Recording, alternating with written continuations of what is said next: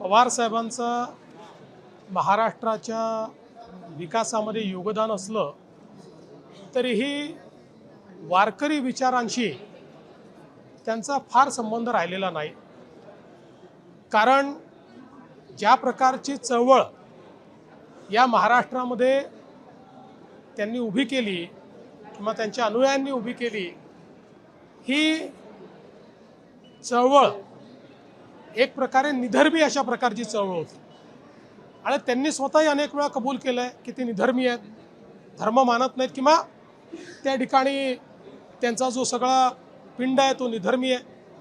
मला असं वाटतं की त्यामुळे वारकरी संप्रदायाच्या संदर्भात त्यांच्याजवळ कदाचित योग्य माहिती नसावी, किंबहुना मध्यंतरीच्या काळात हा प्रयत्न झाला की वारकरी संप्रदायामध्ये काही लोक शिरून जो वारकरी विचार आहे त्याच्या बिलकुल विरोधात विचार मांडण्याचा प्रयत्न करत होते आणि अशा लोकांना वारकरी संप्रदायाने त्या ठिकाणी बाहेर काढलं।